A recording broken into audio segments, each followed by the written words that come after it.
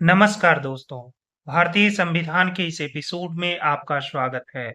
आज हम बात करते हैं सर्वोच्च न्यायालय का क्षेत्राधिकार।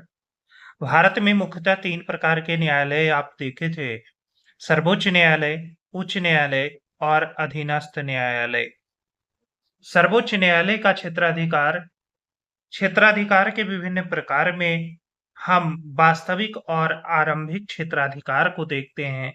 रीट क्षेत्राधिकार, अपीलीय क्षेत्राधिकार, सलाहकार क्षेत्राधिकार, समीक्षात्मक क्षेत्राधिकार। कितने प्रकार के क्षेत्राधिकार हैं? 5 प्रकार के। वास्तविक या आरंभिक क्षेत्राधिकार, रीट क्षेत्राधिकार, अपीलीय क्षेत्राधिकार, सलाहकार क्षेत्राधिकार, समीक्षात्मक क्षेत्राधिकार। वास्तविक या आरंभिक क्षेत्राधिकार बिंदुओं से देख सकते हैं। यह क्षेत्राधिकार संघात्मक है। वास्तविक या आरंभिक क्षेत्राधिकार संघात्मक क्षेत्राधिकार है। केंद्र तथा राज्य के बीच विवाद तथा राज्यों के बीच विवादों का निपटारा सिर्फ सर्वोच्च न्यायालय के द्वारा ही किया जाता है। केंद्र तथा राज्यों के बीच यदि कोई विवाद होता है, उस विवाद का निपटारा सर्वोच्च न्यायालय के द्वारा किया जाता है।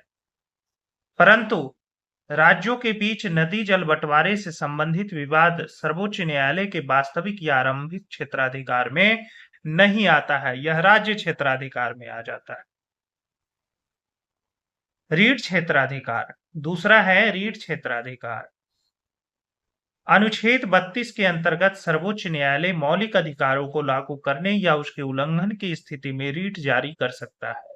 अनुच्छेद 32 के तहत यदि मौलिक अधिकार का उल्लंघन हो रहा है, यह लागू नहीं किया गया है, उस स्थिति में रीट जारी कर सकता है सर्वोच्च न्यायालय। अनुच्छेद 32 के अंतर्गत सर्वोच्च न्यायालय रीट जारी करने के लिए बाध्य है। अपीलीय क्षेत्राधिकार, सर्वोच्च न्यायालय देश का सबसे बड़ा अपीलीय न्यायालय है। सर्वोच्च न्यायालय में उच्च न्यायालय के फैसले के खिलाफ अपील किया जा सकता है।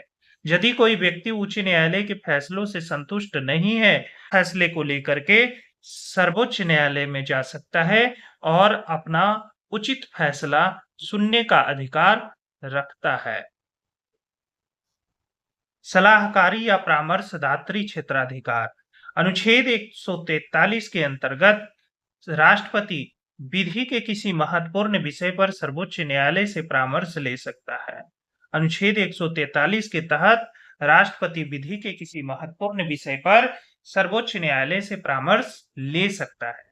राष्ट्रपति सर्वोच्च न्यायालय के परामर्श को मानने के लिए बाध्य नहीं है तथा सर्वोच्च न्यायालय भी परामर्श देने के लिए बाध्य नहीं है। इसका स्पष्ट उदाहरण आप बाबरी मस्जिद केस 1992 में देख सकते हैं। कौन से केस? बाबरी मस्जिद केस 1992 में। समीक्षात्मक क्षेत्राधिकार, पुनः बात करेंगे समीक्षात्मक क्षेत्राधिकार। भारत में न्यायिक स्थिति यह है कि सर्वोच्च न्यायालय द्वारा दिया गया निर्णय सभी न्यायालयों पर बाध्यकारी है, परंतु सर्वोच्च न्यायालय अपने निर्णयों को मानने के लिए बाध्यकारी नहीं है। सर्वोच्च न्यायालय अपने निर्णयों को मानने के लिए बाध्यकारी नहीं है। बदलते समय तथा आवश्यकताओं को ध्यान में रखते हुए सर्वोच्च न्यायालय अपने निर्णयों में बदलाव ला सकता है। वह अपने निर्णय में बदलाव ला सकते हैं। कार्यकारी मुख्य न्यायाधीश, अब कुछ न्यायाधीश के बारे में जान लेते हैं। भारत के मुख्य न्यायाधीश के पद अचानक रिक्त होने की स्थिति में या लंबी छुट्टी पर चले जाने की स्थिति में राष्ट्रपति उच्चतम न्यायालय में एक कार्यकारी मुख्य न्यायाधीश का नियुक्ति करते हैं। कार्यकारी मुख्य न्यायाधीश अनुच्छेद 126 के तहत आता है, जिसमें भारत के मुख्य न्यायाधीश का पद अचानक से रिक्त हो जाता है या वो लंबी छुट्टी पर चले जाते हैं। उस स्थिति में राष्ट्रपति उच्चतम न्यायालय में एक कार्यकारी मुख्य न्यायाधीश नियुक्त कर सकते हैं। अस्थायी न्यायाधीश, अनुच्छेद 127, भारत के मुख्य न्यायाधीश सर्वोच्च न्यायालय में राष्ट्रपति के पूर्व सलाह से गणपूर्ति के अभाव की स्थिति में सर्वोच्च न्यायालय में एक अस्थायी न्यायाधीश की नियुक्ति कर सकते हैं। अनुच्छेद 127 में अस्थायी न्यायाधीश की नियुक्ति और राष्ट्रपति के सलाह से मुख्य न्यायाधीश करते हैं। ध्यान से पढ़िएगा, पीटी का यह क्वेश्चन है कि भारत का मुख्य न्यायाधीश सर्वोच्च न्यायालय में एक न्यायाधीश की नियुक्ति कर सकता है राष्ट्रपति के पूर्व सलाह से।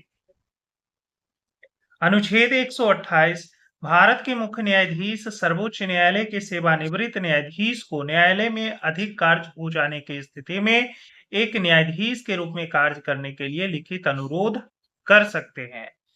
128 के अंतर्गत मुख्य न्यायाधीश जो है सर्वोच्च न्यायालय के